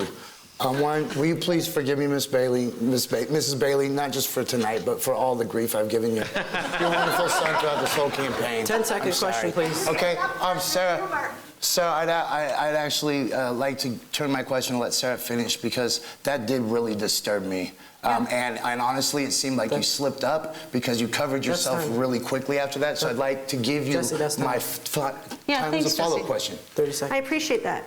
And so maybe, perhaps my choice of language was not the best, but the point is this: we need someone who is understanding what happens at City Hall without being beholden to the large interests that now are currently shaping it. What does it mean to know? What does the relationship between the commissioners look like? What does it mean when you actually have to build a public-private partnership to build a bridge? You have to understand, what does TriMet want? What does the state of Oregon want? What do the people need there? What does the private sector need to make those investments? You think we're going to be able to build the affordable housing we need in the city without incentivizing across all sectors? But you need someone who has integrity and community relations to be able to build those networks without being beholden to the big interests. Now, that's what I meant. Not $250,000 Washington Park Reservoir. Excuse me, sir. We're going to audience questions right now. We'll be moving into the audience question portion of the debate. The audience and the community members had the ability to submit their questions on our website, pcc.edu/debate. Our first question is from Emily, and this is for you, Jules. What is your plan for the Portland Water Bureau in protecting the water quality in Portland for the future generation? Water is the lifeblood of our city, and I think it's incredibly important that we have clean drinking water here in Portland. We've seen a challenge with lead in the water. We've seen a continual problem with infrastructure. We're spending a lot of money on meeting federal regulations around reservoirs that it's not clear that we really need to meet. We've seen other communities that haven't met those same standards and that have worse cryptosporidium problems than the city of Portland. So I'm going to be a mayor that's going to work with the water commissioner, if I'm not the water commissioner myself, to ensure that we have clean, available drinking water, especially as climate change is going to impact our water supply in Bull Run and snowmelt. We're going to see a constriction in our water supply, and we have to ensure that we have the kind of water that Portlanders have come to expect. Okay. Deborah Harris, do you want to answer that question? Yes. As mayor, I would make sure that we have accountability there, and make sure that the ones who's monitoring, who's responsible for making sure that our water is safe, is actually performing the job that he or she is supposed to be performing. Have our routine checks. Evidently, we're not having them enough. Have more testings of our waters to make sure it remains safe. We don't want to become the situation as Michigan is. Of course, it became more escalated, but mainly monitoring the water system in every community, just making sure that everything is done properly, and also educating the community, because sometimes different other factors can cause the water in your system not to be up to par where it should be. Okay. We'll go to David Schor. So yeah, the Water Bureau, obviously we have some problems with. We need to work on making sure that we get the water quality improved. Lead in our water at the level that it is right now may barely meet the regulations, but that's not good enough. We really need to set higher standards for ourselves in Portland. I think in terms of the reservoirs, it's it's not a done deal yet. We still can fight this, but we need to also be thinking really carefully about the way that we fight it. We need to make sure that we're not going to set ourselves up for a bigger problem down the road in terms of how we run through this process. We need to make sure that it's a robust process that we go through so that there's no way for people to appeal the decisions that we've made. And ultimately, I think we also need to think creatively about the financing of our water bureau. We've actually got some power generation in some of our water pipes right now, and I think that's something that we can expand on in the future to actually recover some of the energy that we've put into the system. That's time. Jessie, we'll go to you, and then we'll move on to the next question. Okay, stay with me now. Our water bureau is the most corrupt agency that we have in the city. Okay? Here's the thing. Water is the new oil, right? So we're basically Dubai right now. Which means that all eyes of these multinational corporations, which Sarah always brags about having relationships with, and people like CH2M Hill, who Jules has relationships with, and people that run the West Coast infrastructure that Ted has relationships with, their goal is to bankrupt your water bureau through unnecessary projects, bad loans, bad bonds from Wall Street companies. Right? And if you think that you're going to elect somebody with multinational ties to these agencies that are trying to steal your water and you're not going to lose your water, there is plans to commoditize your water across the entire West Coast and steal it right out from under your nose while you're drinking poop water out of the Sponberg, poop. we're going to move on to the next question. Yes, poop is fine. We're moving. Poop water. Move on to the next question. Because they had to sell it to cover the bonds. We'll move on to We're over $1 billion in All right. debt right now. Thank you, Jessie. Thank you. Okay, you wouldn't want nobody to know that part. So we have one last question from the audience. This one's from Alex Dominguez. The question is, how are you implementing or encouraging funding to computer science or technology careers or education for high school, college, and workers that are changing careers to this job? Ben, we'll start with you. How am I implementing? How will you implement?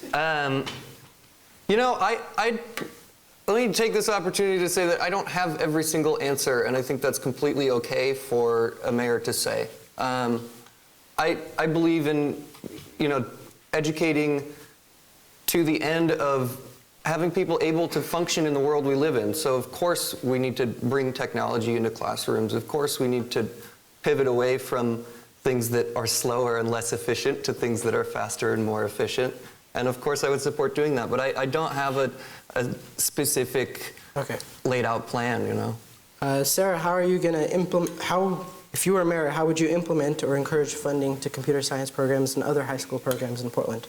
Well, the first thing I would have done is work with President DeVell on making sure that we got a tax or funding plan in place for our students. We weren't able to pull that tax off because we didn't think carefully, I think, about what we were going to do to partner with our community colleges around the region to make sure that our reach was going into high schools and that we were basing our future investments around the city and around the region and making sure that students from high schools around the city and region have access to the types of education they need. And this isn't just for STEM. We understand that humanities are just as important in later success in the STEM careers as STEM education at the early middle school and high school level. So we need to make sure that we're looking at pathways to opportunity for communities that have not had access to education before, I think primarily, but I think looking at regional funding mechanisms to make sure our students are getting into high school and then into college are going to be very important.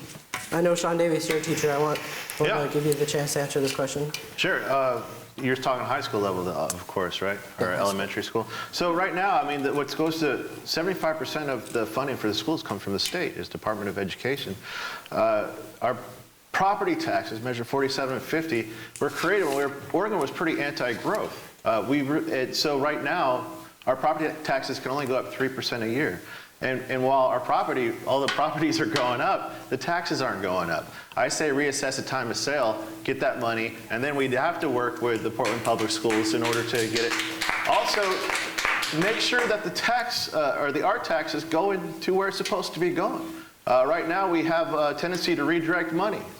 We need to make sure it goes to the schools, because not only do we need technology, we need art in our schools. We have to have art and music, and we have to raise full people, not just people that take cuts. Deborah? Yes, because the children and technology are our future. We definitely need to invest in that. And one of the things that I would do as mayor, first of all, I would do an analysis of the treasury, see what funds we have. So often we hear the auditors saying there are funds and spendings that cannot be tracked. So I would make sure that we're able to track, and as Sean had mentioned, that was one of my priorities, is to make sure that when funds are allocated for education, the proper amount is given there. Thank you. Okay, so the next question is from Dan Sloan, and this is going to go for you, David Schor. It seems we are only now publicly hearing about industrial pollutions in Portland from the toxic paint fumes from the Dammer plant in Overlook to the decades of bullseye wantons, arsenic, cadmium release in Southeast, to name a couple. What will you do to ensure that our land base is safe from further industrial pollutions? So I'm actually a neighbor of Bullseye, so this actually hits pretty darn close to home. I don't know actually how much exposure I've had. I haven't had a chance to be tested yet. I've been kind of busy campaigning. But the reality is that there are people in my community and in my neighborhood who have been severely impacted by heavy metal exposure that they were not made aware of because of the deficiencies in our state DEQ. I believe that it's time for us to look very carefully at starting a local regional air pollution authority.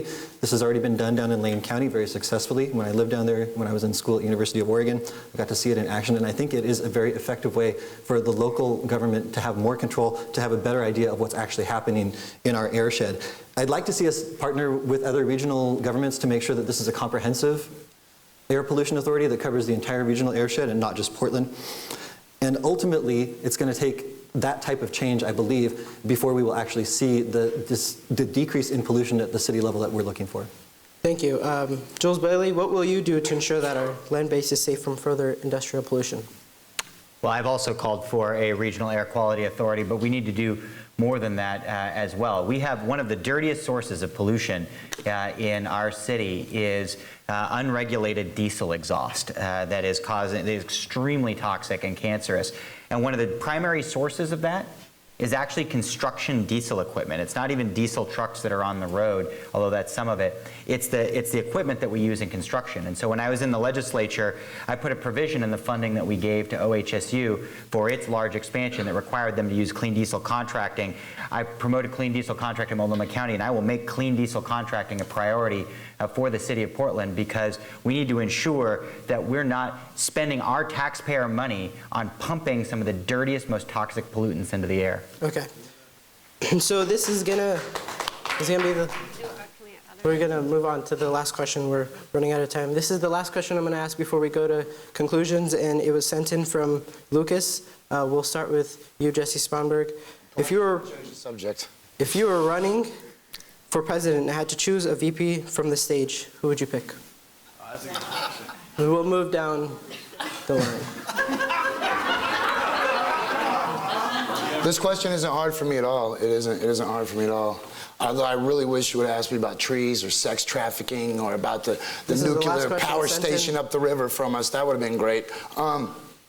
I'd pick Sean Davis, man. It's a no-brainer, dude. I would pick Sean Davis.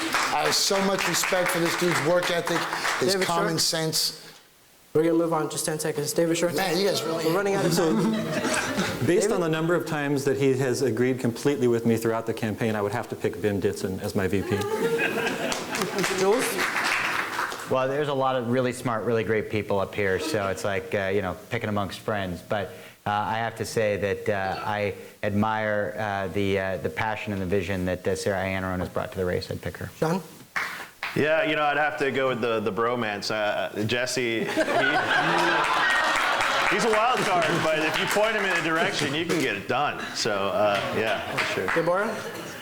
Personally, I would go with Ted Wheeler, because in my forums with Ted, I recognize that regardless to what funds a person has, when you have a heart for the people and you show a true concern for the people, that's what pulls me.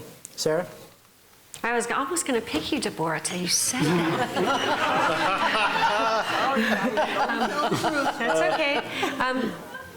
Yeah, it's so hard to choose. I don't want to choose because each person brings something so important to this race, and I think it does a disservice to each of them to pick one over the other. I like what every single person on this stage is talking about right now, and I'm actually going to not talk about that, but can I talk about diesel? We only have 10 seconds. We have to get to conclusions. You can talk Ask me about the impact tax and how we're going to We can talk level about the that in playing your field for women and conclusion. minority We're gonna- contractors in that diesel we're gonna plan, get because we to- have to be very, very careful. We'll move on to We're BIM. going to talk about how we We'll move need on trees to filter BIM. all that diesel. We'll move on.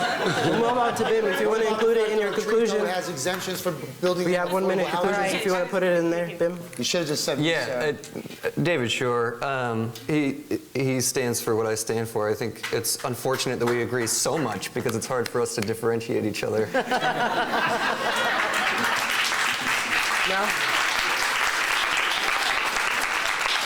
Now I'm going to pass it off to Christine to do the conclusions. Well, we would like to thank all of you for coming tonight. Thank you for participating in your democracy.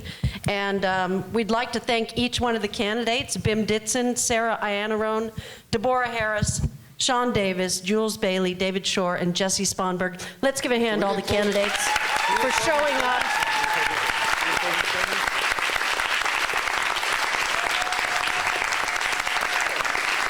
I want to let you know also that we give a great thanks to Hassan Ali, who put this all together.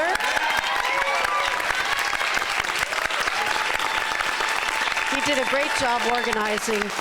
And all of the mayoral candidates were invited to the forum tonight, just so you know. I also want to thank my cohorts in crime here. We have our student, Alexander Krokus, who was asking questions, and Professor Douglas Byrd at PCC. Thank you so much.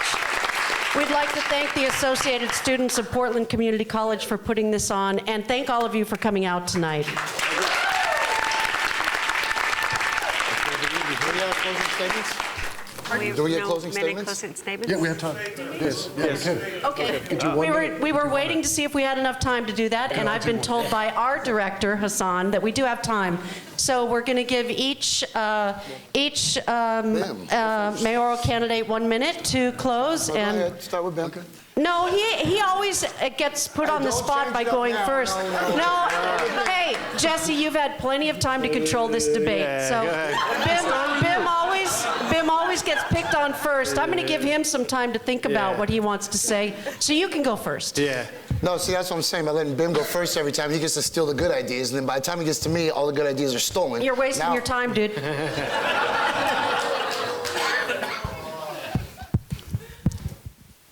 So, this election is not going to come down to who can come here and impress you with the best policy. This election and the political climate and the strife in this world, and the fact that when you look outside, it's so depressing and so scary out there on the streets of Portland. This doesn't come down to qualifications or experience. This comes down to trust. And my name is Jessie Sponberg, and you can trust me, and I will never sell you out, Portland. I love you so much. Check me out. I got a website. Thank you.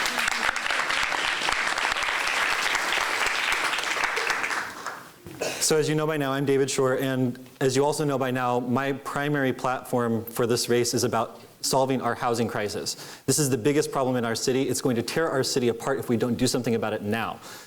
My plan is the only plan that will bring dedicated revenue to this problem that will actually solve it. We have seen the types of plans that our career politicians have created over the last series of decades, and they have all failed. We have not solved this problem. It is only getting worse. We need to try a new approach. We need to abandon some of the wrong tools that we've been using and try something new. We need to try actually creating community-owned housing that's permanently affordable, managed by tenants, where people will actually want to live in inclusive neighborhoods all over our city. This is something that we can do, but we have to make the choice to do it now. If we wait, we will not have the opportunity again to prevent the displacement of our friends and neighbors from this community. Portland is a special place. It's not just the geography. The biggest part of what makes this city special are the people. It's the community. It's the relationships that we built with each other and the city that we have built together. But if we don't stand together now to protect what we have built, it will no longer be a city where all of us can live. It will become a city where only the folks who have the financial means can actually enjoy the amenities that Portland has to offer. That is not the future that we want, and this is our chance to make sure that that's not the future we will be living in. Thank you. Thank you, Dave.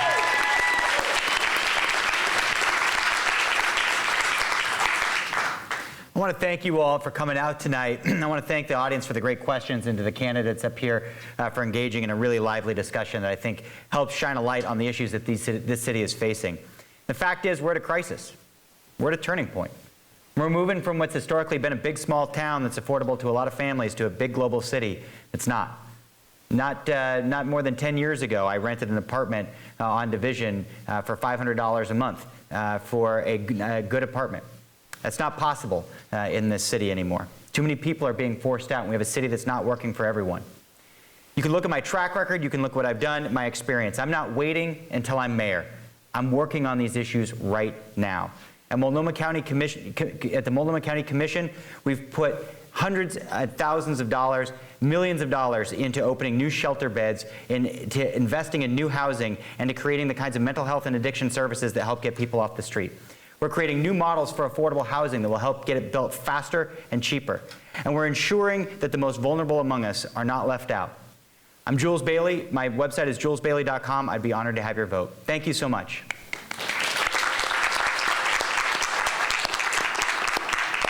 I thank you so much. This has been the best debate that we've had. We actually had an intermission, and you guys got to ask questions. It was amazing. I want to talk about what Bud Clark said. You guys remember Bud Clark?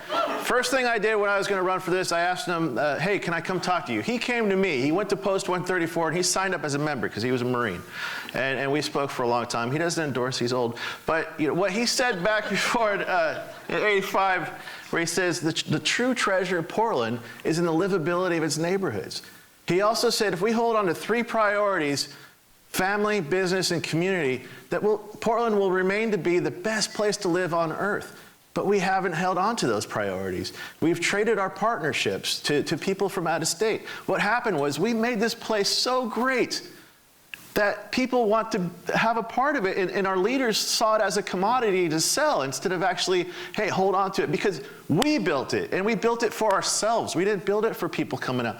And hey, if they come in here, they're Portlanders, that's great. We want to make sure it happens, but we don't want to do it at the expense of the character of our neighborhoods. We don't want to do it at the expense of people living on the streets. All of a sudden, we want to do it. We want to be one Portland, a complete Portland, and that's what I'm running for. I want to be your citizen mayor, and please look me up, SeanDavispdx.com. Thank you so much. Thank you.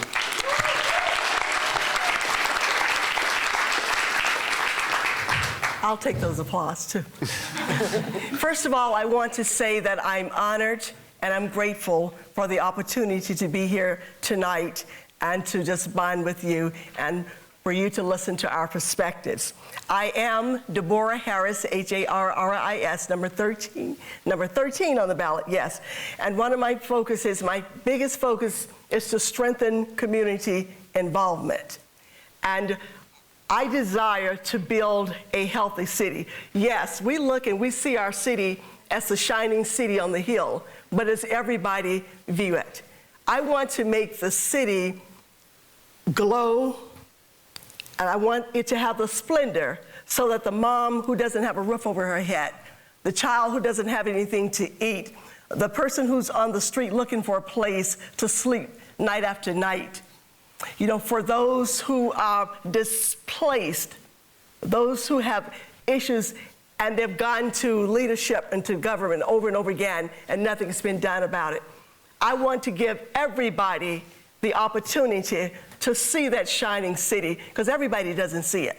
Some of us do, but those who don't, give them the opportunity. And we do that by building healthy cities. And we build healthy cities by building neighborhoods one by one. We focus on the neighborhoods. What does each neighborhood need? I view having single member districts, having representatives from within the districts. And thank you very much. Deborah Harris, appreciate you. Thank you. Thank you, Hassan, and thanks to all of you for being here tonight. It is a lovely night, and I value your civic engagement and your engagement in this process. And I want to talk about this process because every single person on the stage has put out some really good ideas tonight, and these are important to our future. Beyond this housing crisis, which I am sure that we're going to be able to come up with solutions to, because this is Portland and that's what we do. We work together to come up with solutions. There are big issues looming. Disaster preparedness, climate action, racism, income inequality, and the class war that we're seeing out there in our country is coming here as income inequality rises. We have got to have a mayor right now who understands this city and who is dialed into our communities so that they can lead us to the other side of these growing pains. I'm going to talk to you tactically about this race right now and about the fact that we do have a front runner who may quite possibly get through with over 50% of the vote in 10 days from now. What does that mean for our city to stop this conversation and to give in to inevitability when we're thinking about challenges and questions and answers going to shape our city for a generation? What do we want to fight for as a community? Are we going to fight for reform? Are we going to fight for the capacity to make changes that reflect us? Or are we going to give up? I am calling for us to come together and force a runoff in this city right now. Let's work very, very hard so that we force this discussion to go on for 6 more months. I think this is important for our city. I think I am a person who can do this job. I think that I can challenge us and move us this conversation in directions that we need to go. My name is Sara Ianarone. My website is Sara for PDX, Sara for Portland, Sara for PDX on social media.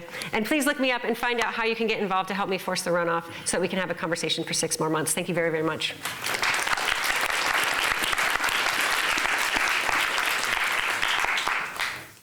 Okay, Sara's right about the runoff. That's something that Portlanders need. Regardless of who you support, you should support the idea of getting a chance to hear more from candidates that are running for mayor. Like I said, running for the cultural identity of Portland. And what that means, really, is very simple. It's representative government. It needs to be representative across racial lines, it needs to be representative across gender lines, and it needs to be representative of the economic situation of all Portlanders. So the way that I'm able to, as a candidate, ensure that is through campaign finance, but also through campaigning in a way that disallows the influence of groups that are here to make money. I mean, essentially, my entire campaign is about standing up to corporations. I think it's ridiculous that giant multinational corporations pay a lower tax rate than local business. I think it should be even. I think that we're not looking at a question of, certain Portlanders against other Portlanders. I think that is something we've been fed by the political elite and by the privileged establishment class that has put all of us down. Middle class, low class, homeless, everyone is underneath the blanket of those that are drawing equity out of our city for simple profits. That's why I proposed a public bank for Portland so that our tax dollars are not going to Wall Street. That's why I proposed the inclusionary zoning measures. That's why I've proposed all sorts of other things. That's why I'm the first candidate on the ballot through signatures instead of paying a fee. That's why I'm not in the voters pamphlet, because you have to get signatures that are 6 times greater than it is to get on the ballot to get your information into the voters pamphlet. Our system is so stacked against democracy. We have to take it back. Bernie Sanders is right. I'm the only candidate who's endorsed by his, or not endorsed, who is vetted by his campaign. It's unbelievable. We need to stop judging candidates based on how much money they can raise. It's the opposite of the good that they can do. We have to turn that around, and please do. Even if you don't support me, support a candidate that doesn't take big checks, period. That's the first step.